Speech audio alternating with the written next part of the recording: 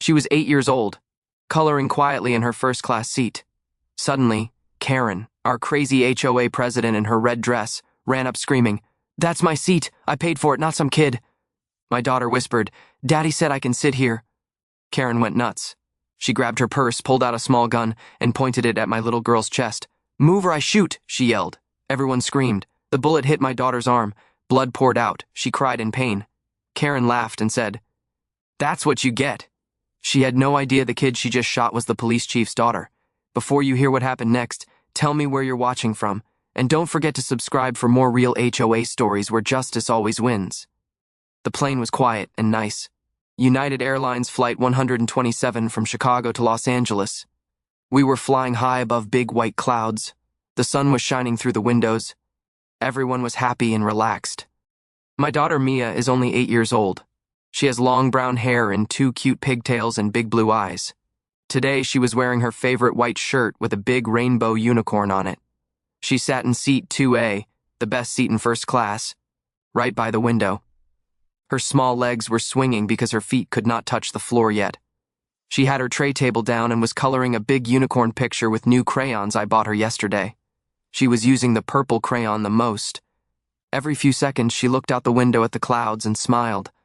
That smile made me the happiest dad in the world. I am a police officer. Actually, I am the police chief of our city. But on this trip I was just daddy. I used all my saved miles to give Mia this special first-class seat. We were going to Disneyland for the first time, just the two of us. A daddy-daughter holiday. I sat in seat 5 degrees Celsius, 3 rows behind her. I could see the top of her head and her little hand moving the crayon. I was pretending to read work emails on my phone, but really I was just watching my little girl be happy. Everything was perfect. Then I heard the loud, angry voice that I knew too well from home. That ice my seat. 2A ice mine. Every single person in first class turned around. It was Karen Miller. She is the president of our neighborhood HOA. She is always angry about something. She wears the same bright red dress almost every day, like she is going to a party nobody invited her to. Today her face was even redder than her dress. She was holding her boarding pass high in the air and waving it like a weapon. "I paid $3,000 for first class," she shouted so loud the whole plane could hear. "I will not sit in the back with normal people because some child took my seat." A kind flight attendant walked quickly to her. "Ma'am, please keep your voice down and come with me. We can fix this." Karen did not listen. She pushed the flight attendant so hard the lady almost fell down. Then Karen kept marching forward straight to Mia. My little girl looked up with big, scared eyes. She stopped coloring. In her tiny, soft voice, she said, "Daddy said I can sit here." That made Karen completely crazy. Her eyes got huge like a monster in a cartoon.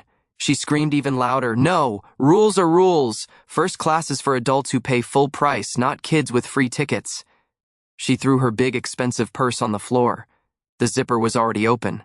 She put her hand inside and started digging fast like she was looking for something very important. People started to look scared. Then she pulled it out. A small pink handgun. It was covered in shiny fake diamonds and looked like a toy, but it was real. Very real. Everyone started screaming at the same time. "Gun! She has a gun! Somebody stop her!" Karen pointed the pink gun straight at my daughter's chest. The end of the gun was only 2 feet from Mia's heart. "Get out of my seat right now," Karen shouted, "or I will shoot." Mia dropped her purple crayon. It rolled under the seat. She put both her tiny hands up high. Tears started falling fast down her cheeks. She was shaking. I was already standing.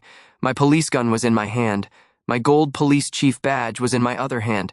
I started running forward, but first class is small and people were in the way. I was still too far. "Daddy!" Mia cried. Karen's fingers started to pull the trigger. I shouted, "No, stop!"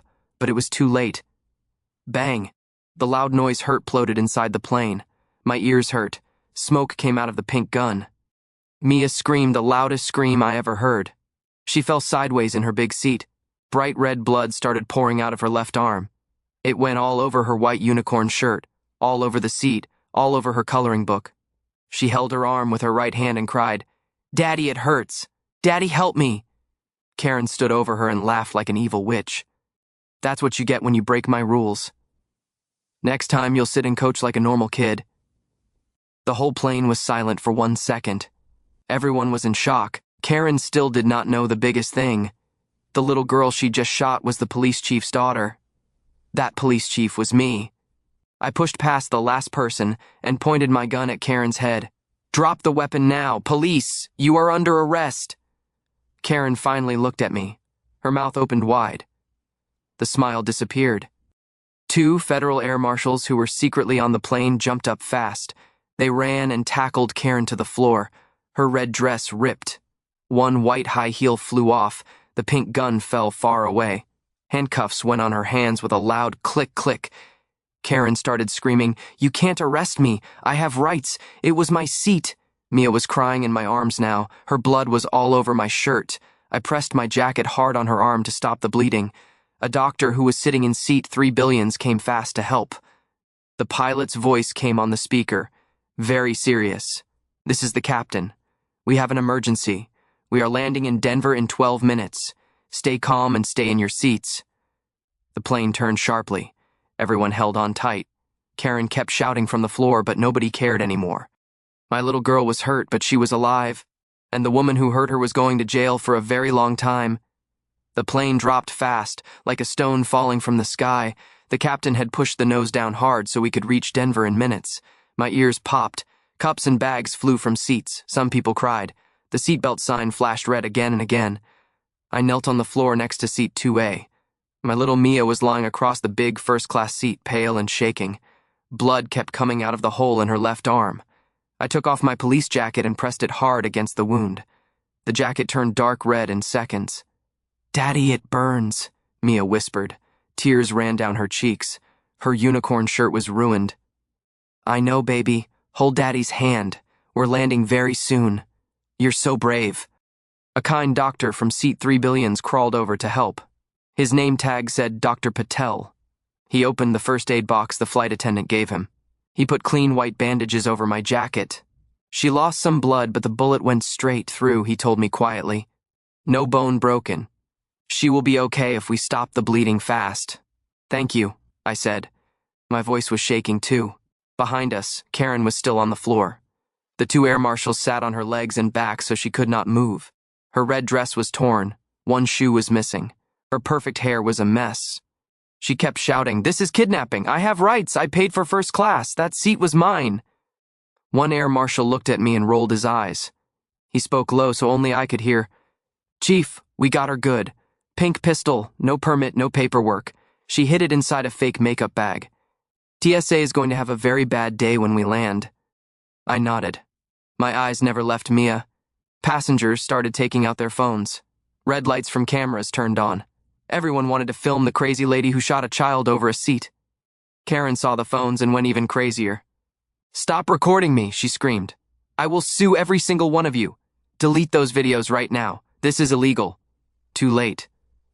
Someone already posted the first video on TikTok with the words, "HOA Karen shoots 8-year-old girl on plane because of a seat." In 30 seconds, it had 10,000 views. In 2 minutes, it was 1 million bar. Another video showed Karen laughing after the shot and saying, "That's what you get." That one hurt to watch Burr. The flight attendant brought ice and a blanket for Mia. She covered my daughter gently. Mia looked up at me with big, wet eyes. "Daddy, am I going to Disneyland still?" My heart broke into 1,000 pieces. "Yes, princess. As soon as you are better, we are going. I promise." She tried to smile, but it hurt too much. The plane dropped again. My stomach flipped. The captain spoke on the speaker, voice calm but fast. 5 minutes to Denver. Ambulances and police are ready. Stay seated and keep seatbelts on." Karen heard the word police and started crying loud. "I didn't mean to shoot her. It was an accident. I just wanted to scare her. I have anxiety. I need my emotional support gun." The air marshal laughed. "Lady, the only thing you're supporting right now is 25 years in federal prison." Some passengers clapped. Dr. Patel checked Mia's pulse again. "She's stable. Good, strong heartbeat. She's a fighter." I kissed her forehead. "That's my girl." The plane turned hard left. We could see the city lights of Denver below. The runway lights were bright and long. Karen tried one more time. "I want my lawyer. I know people. You can't treat me like this." I looked down at her on the floor and spoke for the first time since the shot. Karen, you just shot the police chief's daughter. You're done. Her face went white. No more shouting, just quiet crying. The wheels touched the ground with a big bump. Everyone moved forward in their seats. Sirens were already screaming outside. Red and blue lights flashed through the windows. Mia squeezed my hand. Daddy, I'm cold. I wrapped her with 2 blankets. Almost there, baby. The plane stopped fast. Doors opened in seconds. Paramedics ran in with a small bed on wheels. They lifted Mia gently. She cried a little when they moved her arm, but she was so brave. I walked right next to her, holding her good hand. Karen was pulled up by the marshals. Her hands were cuffed behind her back. Her red dress was dirty and torn. Mascara ran down her face like black rivers. TV cameras were already outside the plane door. Bright lights and microphones waited. Reporters shouted, "Chief, is your daughter okay? Ma'am, why did you shoot a child?" Karen tried to hide her face, but the marshals pulled her forward. I didn't look at her. My eyes were only on Mia. The paramedics put her in the ambulance. I climbed in with her. As the doors closed, I heard one last thing from the plane. Someone inside started clapping. Then everyone clapped, loud and long. They were clapping for my brave little girl. The ambulance doors shut. Sirens started. We sped to the hospital. Karen was going to jail. Mia was going to live. And the whole world was watching. The plane stopped with a loud scream of brakes. Everyone jumped forward in their seats. Outside the windows, red and blue lights flashed everywhere. It looked like a Christmas tree made of police cars. Denver Airport was ready for war. The second the stairs touched the plane, 10 SWAT officers in black armor ran up. Big guns pointed forward. FBI agents in blue jackets followed them. They shouted, "Hands up, clear the area." Medics with a small orange bed on wheels ran straight to first class. 2 women and 1 man. They moved fast but calm. I carried Mia in my arms. She was wrapped in 3 blankets now. Her face was white like paper, but her eyes were open. She looked at all the lights and whispered, "Daddy, it looks like a movie." "It's okay, baby. These are the good guys. They're here to help you." The first medic, a kind lady with short brown hair, checked Mia's arm fast. "Good pressure on the wounds, sir. You did perfect. Let's move her now." They lifted Mia onto the orange bed. She cried a little when they moved her, but she held my hand tight the whole time. I walked right next to the bed. My shoes made loud sounds on the metal stairs. At the bottom of the stairs, more cameras waited. Bright TV lights hit my eyes. Reporters shouted all at once. "Chief Thompson, is your daughter going to be okay? Sir, why did the HOA lady shoot a child? Is it true she shot her over a seat?" I didn't stop. I didn't look at them. My little girl needed me. Behind us, the air marshals dragged Karen down the stairs. Her hands were cuffed behind her back. Her red dress was torn at the side. 1 shoe was missing.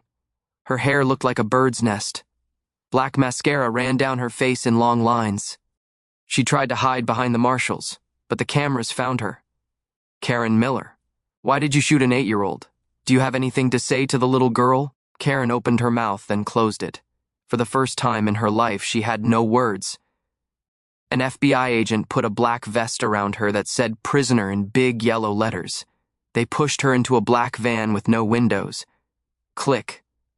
The doors closed. "Goodbye, Karen." The ambulance doors opened wide. The medics lifted Mia inside. I jumped in and sat right next to her. The kind lady medic put a new bandage on Mia's arm and started, and 4th clear liquid went into her tiny hand.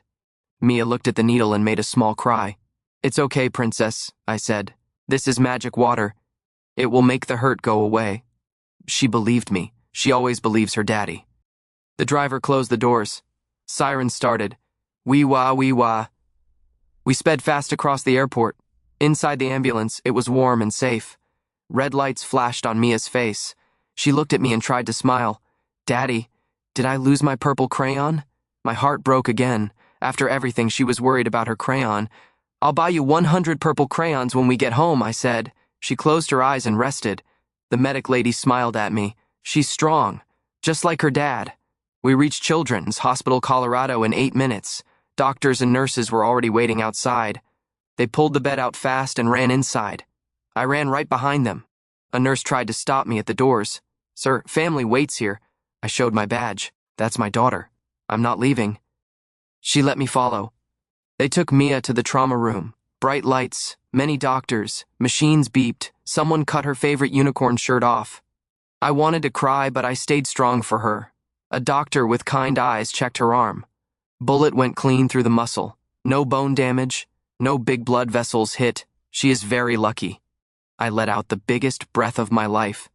They gave Mia medicine to make her sleep. Her eyes closed slowly. I kissed her forehead.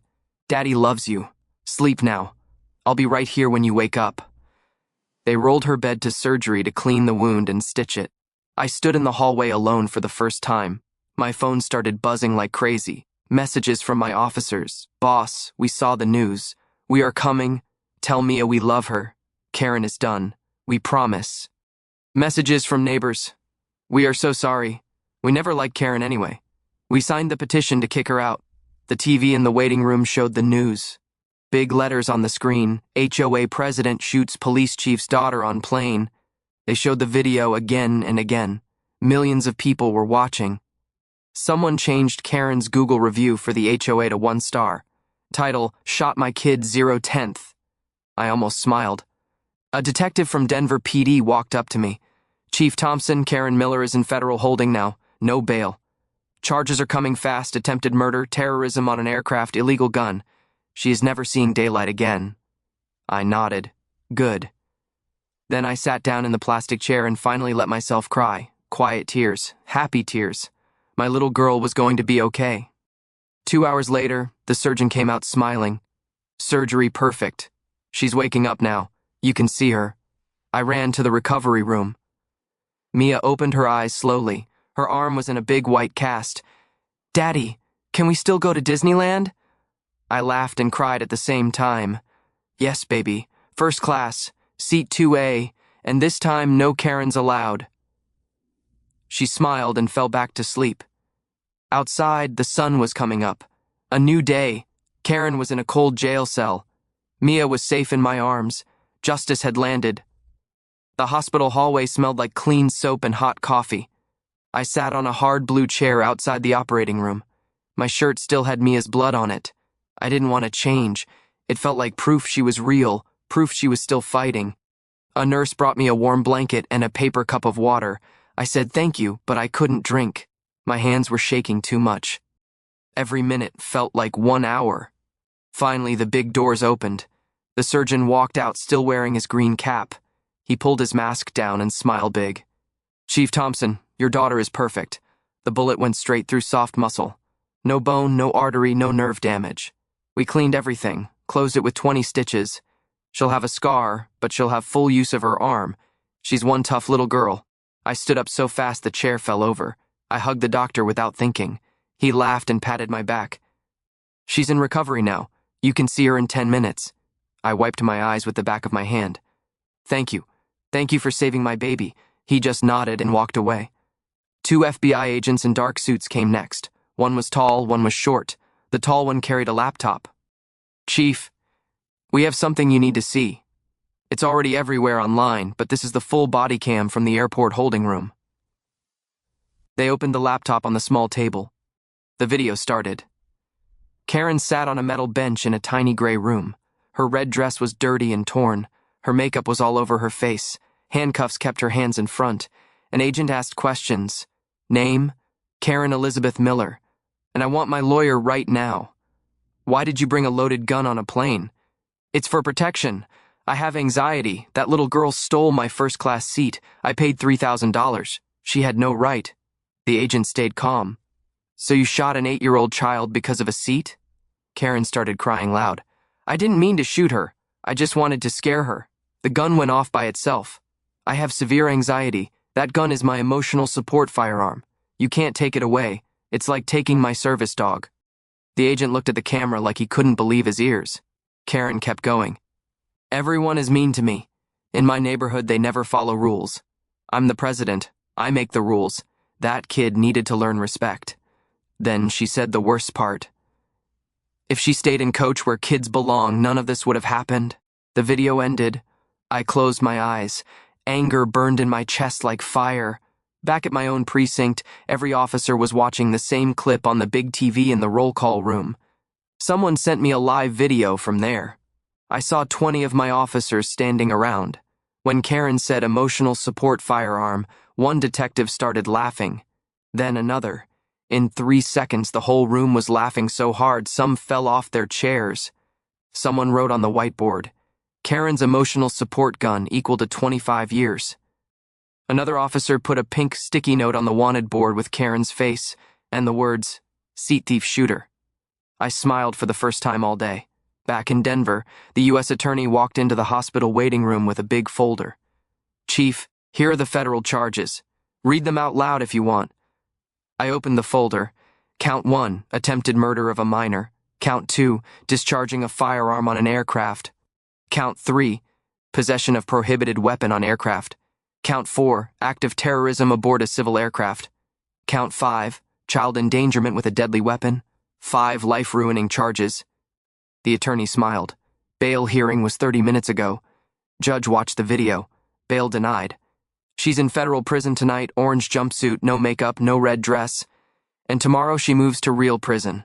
I shook his hand hard. Thank you. My phone started exploding again. Neighbors sent pictures of Karen's mailbox covered in angry sticky notes. Shooter, go away, child hater.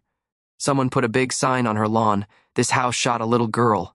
Her husband Todd tried to call me 22 times. I blocked the number. 10 minutes later, a nurse came to get me.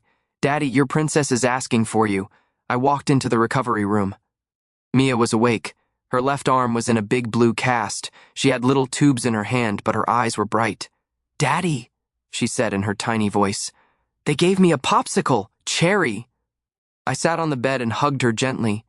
You are my hero, I whispered. She looked at her cast and giggled. The doctor said I can draw unicorns on it when we get home. I kissed her forehead 100 times. Outside the window, news helicopters flew in circles. The whole world was talking about the crazy HOA lady who shot a child over a seat. Inside this room, there was only love. Karen was locked away forever. Mia was safe, warm, and eating a cherry popsicle. That was all that mattered. 3 days after the shooting, the whole world still talked about Karen. Her face was on every news channel, every phone, every meme. People made songs about the first-class Karen. Someone sold pink toy guns with the words emotional support weapon on them. They sold out in 1 hour. Back home, our quiet neighborhood looked different. Karen's big white house had police tape across the driveway. Someone wrote, "Shooter lives here" in red paint on her garage door. Her perfect flowers were dead because nobody watered them. Her husband Todd sent an email to every house. Emergency HOA meeting tonight, 7 p.m., clubhouse. Come support Karen and clear her good name. She is the victim of bad media. Only 20 people showed up. Usually 200 came when Karen called a meeting. Tonight the room felt empty and cold. I waited until 7:05. Then I opened the big wooden doors. I walked in holding Mia's hand. My little girl wore a bright pink cast on her left arm. She picked the color herself. The cast had unicorn stickers and glitter from the hospital nurses. She still looked pale, but she smiled at everyone. The room went dead silent.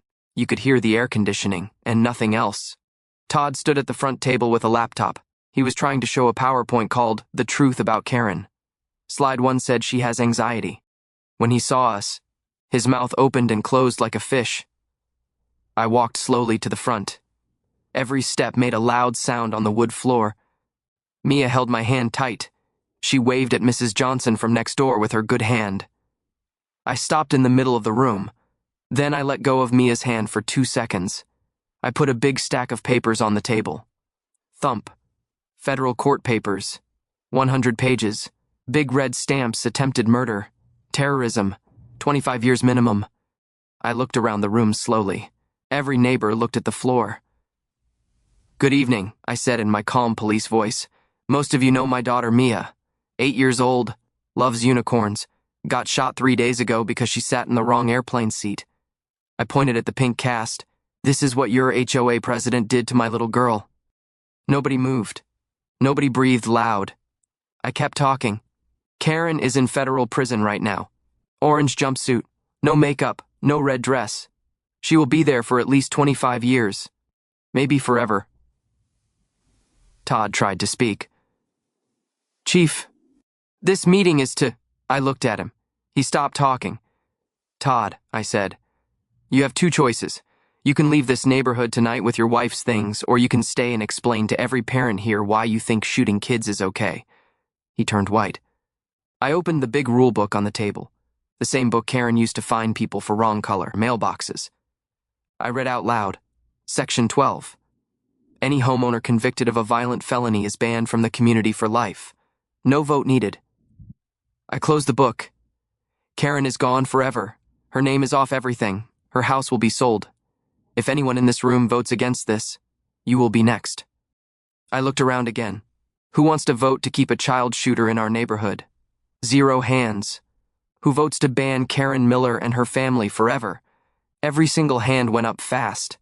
Even Todd raised his hand with tears in his eyes. I nodded. Meeting over. Time, 32 seconds. New record. People started clapping. Soft at first, then loud. Some cried happy tears. Mrs. Garcia from across the street walked to Mia and gave her a big teddy bear. Mr. Chen brought homemade cookies shaped like unicorns. Little Sarah from down the street gave Mia a purple crayon and said, "This one is magic. It makes pain go away." Mia smiled so big. Todd stood alone at the front. He closed his laptop. Nobody helped him carry it. As we walked out, neighbors lined up to hug Mia and say sorry. One dad whispered to me, "We should have kicked Karen out years ago. Thank you for finally doing it." Outside, the night air was cool. Mia looked up at the stars. "Daddy, is the bad lady really gone forever?" "Yes, baby. Forever." She held her pink cast up to the sky. "Good. Rules are rules." I laughed and picked her up. We walked home under the streetlights. Behind us, the clubhouse lights turned off one by one. Karen's reign was over.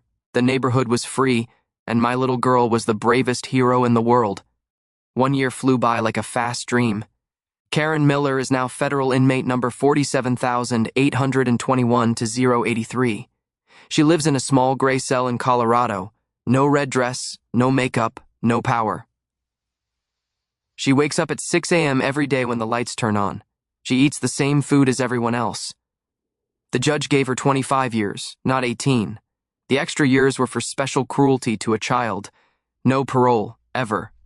Every month I get a letter from the prison. Karen writes the same thing. "Please tell the little girl I'm sorry. I had a bad day." I never answer. I throw the letters away.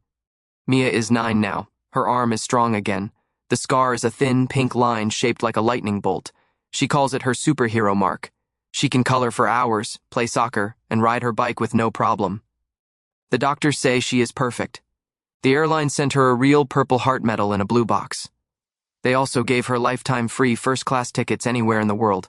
Every time we fly, the pilot comes out to shake her hand. The flight attendants know her name. They bring warm chocolate, chip cookies before the plane even moves. Last month, the captain let her press the button that makes the seatbelt sign turn off. She laughed so loud the whole plane clapped. Karen's big white house stood empty for 3 months. The for sale sign stayed in the yard. Nobody wanted to buy a house where a child shooter lived. Finally, a young family from California bought it for very cheap. They painted the door blue and planted new flowers. The red paint on the garage is gone. Kids play in the yard again. One Saturday morning, Mia and I rode our bikes past the old house. Mia stopped, looked at the pretty new flowers, and waved with her good arm. "Daddy," she said with a big smile, "rules are rules." I laughed and high-fived her. We kept riding. Life is good now. No more angry letters about grass being 1 inch too long. No more fines for wrong-color Christmas lights. The new HOA president is Mr. Chen. He is kind and quiet. Meetings last 10 minutes. Everyone is happy. Mia started a little club at school called Be Kind Club. 20 kids joined the first day. They wear purple bracelets that say unicorns are brave. They pick up trash and help new students feel welcome. Mia is the president, of course. Last week, United Airlines invited us to their big office in Chicago. They gave Mia a giant check for 1 million miles. That is enough to fly around the world many times. The CEO hugged her and said, "You are the bravest passenger we ever had." Mia looked up at him and asked, "Can I have extra cookies on every flight forever?" He laughed and said, "Yes, forever and ever." We flew home in first class again. Seat 2A for Mia, seat 2 billions for Daddy. The flight attendant brought a whole basket of cookies and a new purple crayon set. Mia colored a big picture of a unicorn wearing a police badge. She wrote at the bottom in her best writing, "To Daddy, my hero. Love, Mia." I keep that picture on my desk at the police station. Every officer who sees it smiles. Sometimes people still stop me on the street. "You're the police chief with the brave daughter, right?" I always say yes and show them a new photo of Mia smiling big. The world learned one big lesson from our story. Never mess with a little girl in a unicorn shirt, especially when her daddy is the police chief. Karen learned it the hard way. Mia learned that good always wins. And every time we fly high above the clouds eating warm cookies in first class, Mia looks out the window and whispers, "We're flying higher than the bad lady's anger ever went." I kiss the top of her head and answer, "Yes, baby, way higher." Justice doesn't always wear a badge. Sometimes it wears pigtails, a pink scar, and a unicorn smile. And it always, always wins. Drop a like if you love seeing Karens finally learn their lesson. Comment where you're watching from, and subscribe for more real stories where the good guys fly first class and the bad guys stay locked away forever.